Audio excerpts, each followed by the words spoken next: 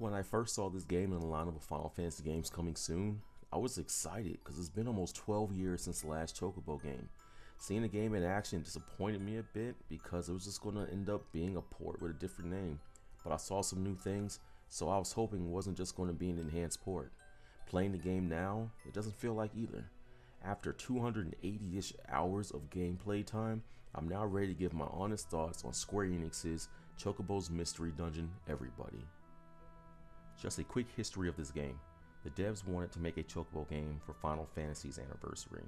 They wanted to remake Chocobo's Dungeon 2 since it was a fan favorite, but they didn't think they had the time to do it since a lot of the assets weren't available. But they still had surviving assets for Final Fantasy Fables Chocobo's Dungeon. It would have been awesome to get a remake of Chocobo's Dungeon 2 though.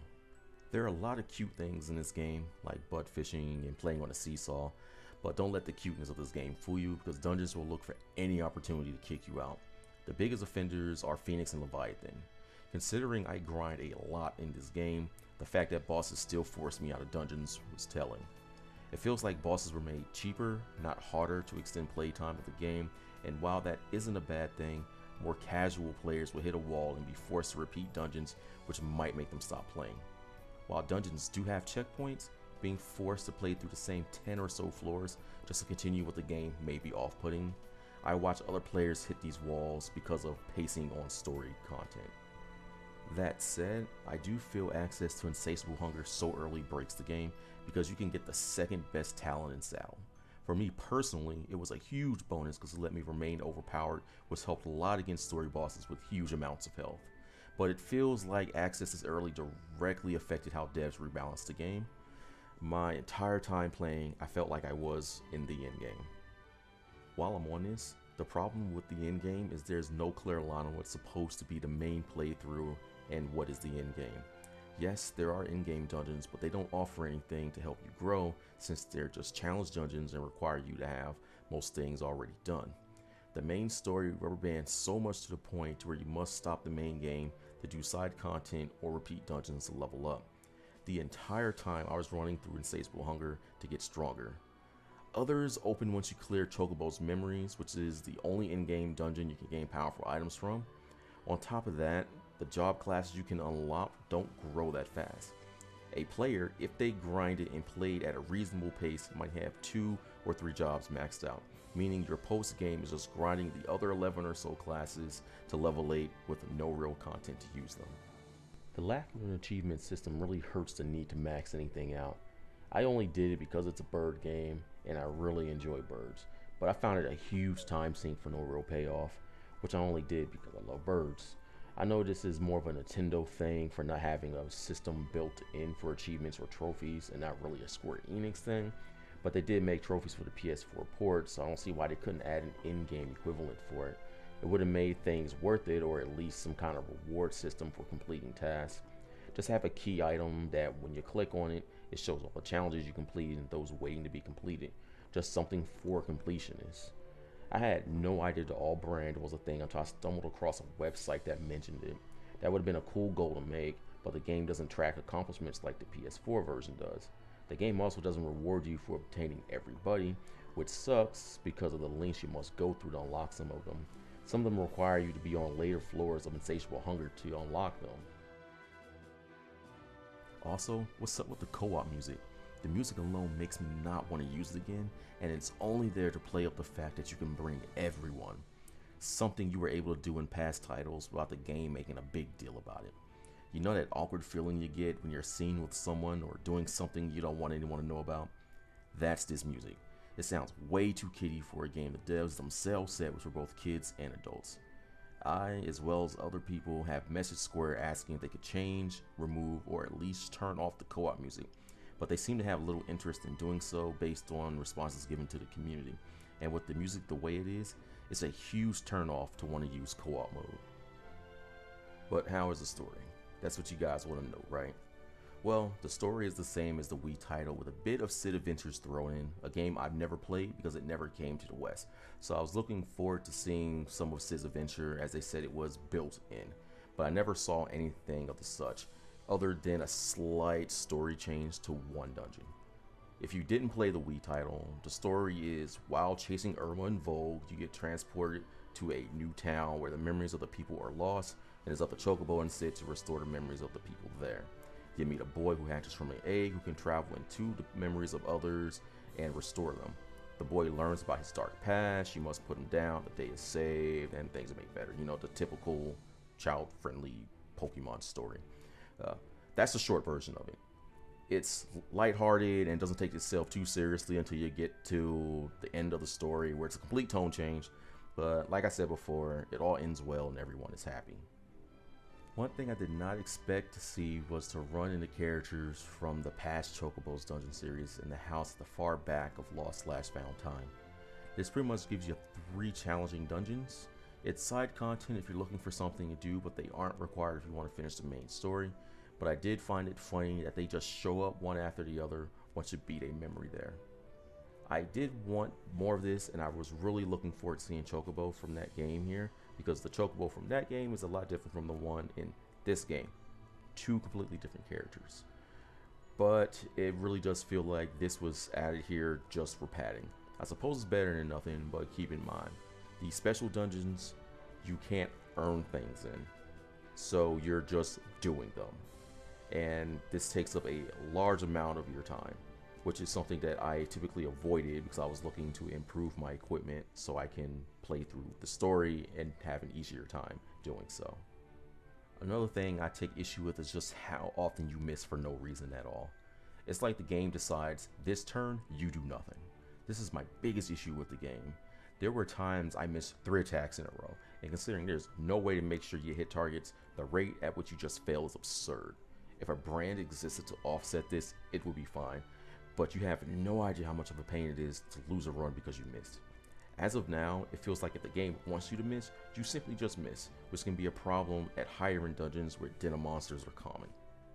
There is nothing more annoying than to miss an attack with your Triton brand against 3 bombs. They explode, leading to a death because something else that was next to you hit you for 30. Abilities don't miss, but I don't like being forced to use them to compensate for something out of my control.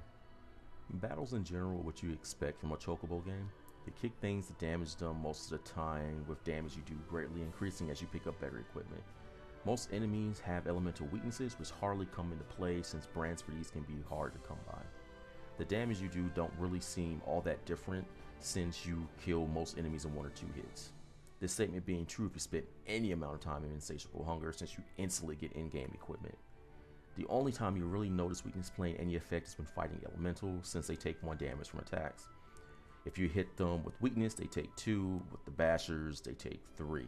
Sometimes you can even hit them for 5. The reason you notice this is because you have to go out of your way to get these because elementals take so long to kill, since you have to sit there for 5 turns at the end game hitting them, which takes a huge amount of time. It honestly feels like just kicking things is better than focusing on what an enemy is weak to most of the time, since they go down in 1 or 2 hits. Another thing that completely roadblocks combat is when an enemy casts Mana Water Barrier on themselves. It completely stops combat and forces you to run, which isn't always possible. The lack of a way to remove these buffs, or buffs in general, really hurt combat. Enemies can remove your buffs, but you can't remove theirs. I have no idea how they forgot to put this in the game. The only way I found to remove buffs was through Alexander Magicite, which isn't something super easy to come by. It will be helpful if a few jobs had erase or encircle so you can fight back against these enemies, but the way it is now, you have to either stand there and wait for it to go away, or run and wait for it to go away. The usefulness of some items still feel pointless. Chests are limited to small item pools such as gust spells, which could have been used for spell books, which I hardly use because of better spell books. I always skip them unless I'm looking for something to sell or was hunting for Phoenix Downs, Angel Robes, or Teleport Wings if I didn't happen to have one on hand, but that is still 2, maybe out of 3 items out of a possible 12 or so. I didn't really count, but it really feels like a small item pool.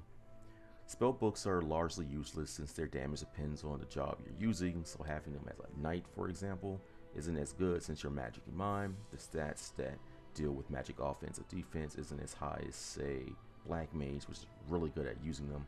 so I never felt the need to go after spell books since most enemies have resistance to them, so you're better off using non-elemental damage books like Flare, Meteor, which aren't all that hard to find once you're near the end game.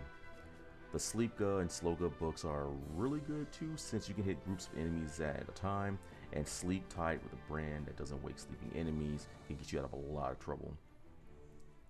The main issue with spell books is that they don't do what they did in Chocobo's Dungeon 2, where you're forced to use them in order to level up to Ga spells. So your fire book would end up being Firaga. This was a good system because each time you picked up a fire book, it was always at its max level. Now if you want to use Firaga, you have to find a chest and hope it contains a bomb shard, which will cast that spell. Considering this game was already built and remastered at least one time for the DS remake, the year and a half of development time put into the game could have been used to change the usefulness of spellbooks. These kind of games are about the grind, so grinding for better spellbooks would have been great. I think another issue is the grind for job points versus the content available in the game. There are 14 jobs in the game, one of which is post-game. You level them up by getting job points, which only drop when you kill an enemy. Problem is enemies don't drop them that often. There was a time where enemies just didn't drop them, which made me think the dungeon wasn't dropping job points. The first 6 levels are manageable, but after that, the job points you need jump to 4,000 for level 7 and 8,000 for level 8. With every 4 or so enemies dropping them, you will be there for hours trying to level up a single job. This wouldn't be a problem if enemies always dropped them, but there isn't enough story-based content to justify the random drop rates. There is a flower that gives 30 job points, but the amount makes it not worth planting. And to my knowledge, there was one that gives 600 job points, but they removed it from the game for whatever reason. The way it is now, I don't expect it to change. You'll just end up spending most of your post-game leveling up jobs, which isn't fun because there isn't anything to do with them. It would have been nice for the game to balance the grind between gameplay and training. But I think it would have been even cooler if they had special dungeons available to you that you can only play as with a max level job. That, I believe, would justify the time needing to level them all up to level 8. The decision to redub the characters does make the game feel better. The voices are cleaner and better fit the characters, but Chocobo's redub is the only one that really bugs me. I didn't think the chirps and other bird sounds it made were super bad and were really cute, but now they aren't pleasing to listen to at all considering they reuse a lot of the same sound clips. Chocobo honestly sounds like a person making cute bird sounds instead of just having cute bird sounds, which they already have. It would have been better to just give Chocobo speaking lines considering the other Chocobo characters in the game do have speaking lines. If there was an option to change Chocobo's voice to what it was in the Wii version, then I would have just done that. I would like the option to change it, but my biggest issue with this remaster is they spent so much time changing things that didn't need to be changed. Another thing I would change is the number of stats you gain. 7 SP just isn't enough. It honestly feels like the game doesn't want you to use your abilities since they take so much SP. I found myself using level 1 version of spells over level 3 or 4 versions because I could use them more, and the damage wasn't all that different to actually care since the level 1s could actually kill things or set something up 1 or 2 spaces away from me to be kicked. And if I wasn't doing that, I was using the abilities of another class to see the map, which is expensive to do at 3 SP. I would have also liked items that increase your max HP and raw stats, but they don't exist. I even believe HP is lower in this game overall when compared to the Wii title. It would have been nice to hit 999 HP by grinding resources or base stats so you're not super reliant on talons or saddles, which makes dungeons a little bit easier to do as a reward. I also think it'd be cool if they let you level up past 99. While the buddy system is fun, it takes way too long to get them. Boss buddies are the worst of this since sometimes you must play through entire dungeons to have a chance at the buddy points they drop, which makes them very tedious to obtain. While I don't think they should give you bosses and make you work for them, having to run, for example, Ancient Ruins 9 times to fight all the mid-floor bosses takes its toll, considering ETA, Sigma, and Epsilon only appear there. The checkpoints you start on are on floors 16 and 31, which is right after the ETA and Sigma fight. Keep in mind, most, if not all players, will do this post-game where there's hardly any incentive to do so. Bosses, however, do drop them when you beat them. The main problem I have with the buddy system is how weak it is, and considering the whole point about this game are the fact you can bring buddies with you and how the game plays this point up, you think they'll do more. The fact you can't directly interact with them puts you at a disadvantage when you need to save them. You can kick some things at them, and you can do that in order to heal them or protect them with wards. Their strength comes from your equipment, and they gain a percentage of your equipment stats. They don't, however, gain any of the brands or color effects Chocobo have. So when they are status, they are useless, and that's something less likely to happen to Chocobo because of the ribbon collar. I should note that this becomes even more of a problem on hard mode, where if your buddy is defeated, you essentially lose them for the rest of the dungeon until you make it to a crystal room or a safe floor. This isn't something I personally went through because I played on normal, but this is a problem on hard mode where you have to save your buddy at all costs. And considering how weak the buddy system is, it really places those players who want a harder challenge at a disadvantage. The healing or buffing classes should at least interact with the buddy. The only job that directly interacts with the buddy is the Beastmaster job, which can heal and buff them.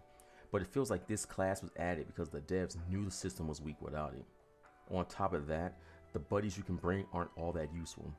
Out of the 150 or so buddies in the game that are useful, only a handful of them are. The reason you saw me running with Phoenix the entire time was because it was the most useful. It really comes across as a quality over quantity thing. I'm glad it's here because it makes some things interesting, I guess, but the game never really does anything with this. Imagine dungeons that you could only enter if you bought a specific buddy with you.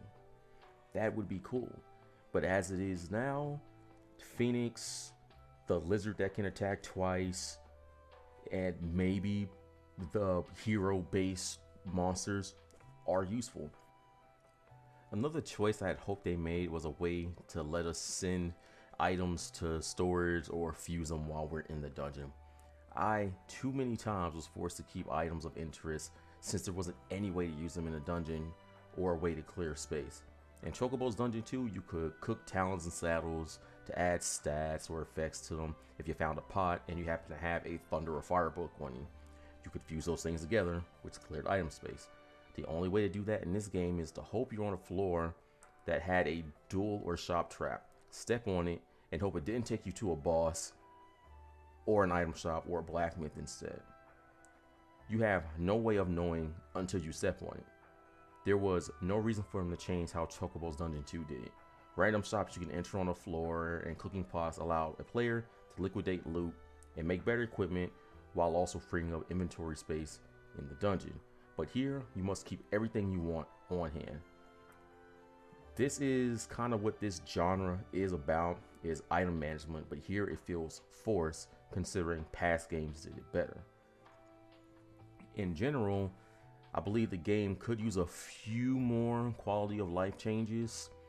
It would be nice if potions and other items are grouped together instead of taking separate slots, but that kind of defeats the purpose of the roguelite item management system.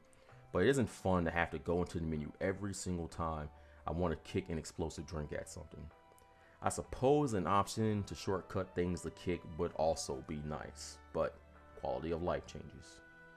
The visuals didn't age too well either. It's still super colorful and super cute, but you could tell the graphics were upscaled, and when the game insists on showing close-ups on characters and set pieces, you notice it even more. Even in some dungeons like Temple of Light, the top floor's background art looks very out of place, considering how good the background art for dungeons tend to look. The art style fits the cuteness of the game, but you can tell it's just an upscaled Wii port. I think the art style would look a lot better and less aged if they switched to shell shading. It looks good even if it's upscale and it ages well. Just look at the Wind Waker, for example. With the shaders now and low poly models, a more realistic shader shows the flaws more. Look at the CG cutscene. The Switch's GPU is capable of similar quality for in-game assets. The game does look good, however, with how vibrant it is. The choice to remove things like minigames and pop-up duels really hurt the game. Pop-up duels were the one thing I was looking forward to since I love card games and I own a Switch, which is a portable system. It was also removed because they couldn't balance it, and while that's fair enough reason to remove something, it was always something to waste a few minutes on whether or not the balance was in order. The Wii version has both mini games and pop-up duels, though it should be said that the Wii's online interactions won't work anymore since the servers were shut down. I know I wasn't the only person looking forward to this. Consider this point for a moment. Chocobo Tales for the Nintendo DS has pop-up duels. Even now with the DS as a dead system, you can still use the wireless functions of the DS to play pop-up duels with your friends. The Switch is capable of this exact same function, but it was removed. Balance wasn't a concern then, so why now? I do feel the year they had to develop the game could have been better used to add some things to it, like what Sakurai did with Super Smash Bros. Ultimate. It was the same base game with a lot of added things and changes. They could have added other jobs like Blue Mage or Gunner or something like a Summoner, which they do have concept art for. More dungeons, that way you could only enter them with specific jobs to test your skills, or even more post-game stories. Maybe a new bad guy comes up and it adds 4 or 5 more stories that could be added to with DLC. In the age of gaming now, single player games need to have a lot more to keep players engaged. This title would have been fine for the Wii, but not for the Switch or the PS4, and it's missing all of those things. I do feel this version of the game isn't the definitive version since the Wii version does some things that the Switch version doesn't do, and the Switch version does some things that the Wii version doesn't do. The addition of a handful of things to the game and redubs the characters and removal of other features doesn't make it feel new. Maybe 40 USD was too much for the game, especially if you already own the Wii version like I do. I feel the game should have been around $29.99 on release, with it maybe being $19.99 or $24.99 on sale. But if you can find it for $29.99, you should pick it up. It's a great in-between game if you're looking for something to buy, and it's still a great game if you like mystery dungeon games. I guess the one thing that hit me hard was seeing all the other Final Fantasy games coming soon. They were all called their usual titles: Final Fantasy VII, Final Fantasy VIII, but then I saw Chocobo's Mystery Dungeon Everybody. There wasn't a Chocobo game previously named this, so I thought it was going to be a new game. All I wanted were things that made Chocobo's Dungeon 2 great, but I guess I hyped myself up too much because I was really wanting a bird game, and I've been waiting for another one for a long time. The game still feels unfinished. There are a ton of things that feel like you can do something with them, but nothing happens. The map shows you as important areas, but you can't do anything with them. There's a lake you can swim in, and that's it. You can kick a tree and make a jailbird fall out, and then it runs off screen, but other than that, nothing happens. Would have been super cool if these would have been additional dungeons or other memory unlocks. The jailbird is at least a nod to Chocobo Tales, but would have been cool to bring it along as a buddy. Considering you could bring characters from the first Chocobo's dungeon as buddies, it really does feel like it was a missed opportunity here. I believe this game could be made even better with DLC, and I hope they add some. The jailbird would be a fun job, or at least a skin change option. Maybe even play as some of the other characters. Take the hint, Square. However, the most fun I had with the game was hunting for the elemental brands to create the All brand, which combines the main 6 elemental brands into one super brand. It was the first time in this game I actually felt like treasure hunting. It felt nice because Chocobo and Sid are, after all, treasure hunters, but the game never does anything with this. I wanted more moments like this where it just wasn't story driven, just a let's go out and find some cool things kind of adventure, but you never get to do that. Sure, you can go out and grind for talons and saddles, but it's not actual loot. It would be nice if you could find treasure maps that require you to go to specific dungeons to hunt for specific key items that improve Chocobo's stats. More SP, more raw stats, or even exotic brands that you can only find by following the clues. Once you solve it, it opens a path to a new room where you can claim your prize. Maybe it'll be protected by a boss or something, but it would have been something for your treasure hunters to do where you'll be required to use Sid to solve it. I know I keep comparing it to Chocobo's Dungeon 2, but even this game had something like this where you could find rare stuff. If you saw a purple dot on the map, You could use your digging claws to dig it up and find something cool. It might be an enemy or it might be something to look forward to. So seeing this game not do something similar is a huge missed opportunity. The game is also very polished. While you can tell it's an upscaled port, the game didn't give me many problems while running. I had an instance where a text box said buddy points dropped when they didn't, which forced me to play through a 2-hour dungeon again. And after 200 hours, I actually had the game crash on me, but I've never actually experienced any actual glitches or stability problems. The overall map has some stuttering when you move around, which might cause some motion sickness, but I never experienced a dip in frame rate. Never actually had any issues inside a dungeon either. The dungeon gameplay is actually incredibly smooth, and it's one of the things that the Chocobo series is known for, is when the game actually puts you into the content, you don't have any problems. The game does take a while to load when you're coming back from bookmarks. I timed it and it took about 42 seconds. I generally think load times are too long and how much it actually has to load between screens, but I never actually felt that it took me out of the game. Don't think I hate this game. I love the Chocobo series and I do love this game and I want it to do well. It's why I made this long review. I do hope the developers watch this and take some advice and put it into the game. I want more for the game, so hopefully they invest time to make some DLC, new jobs, dungeons, story missions, stuff like that. Maybe even put pop-up duels back in the game. Will be a great way to make some money through booster packs. Put mini games back in with rewards and global leaderboards. Add checkpoints to the Infinite Dungeon because it does need them. I know this is just a small community for this game, but we want more for it. My feelings for this game are the same as the Wii title, and that's that Chocobo's Dungeon 2 is still a better game. But this remaster felt a lot like playing a new Pokemon game, specifically Pokemon Ultra Sun. Even Chocobo Tales was a good time. If they could remaster those two, I'd be happy. Well, that's my review for Chocobo's Mystery Dungeon Everybody. The game is still fun, and I do hope you pick it up. Overall, it was a good time for me, and with this game being one that I want to play again on the Wii, I'm glad they chose to bring it to the Switch, so I know you all have a good time with it as well. I do hope you all have a wonderful day, and thank you for your time. Peace.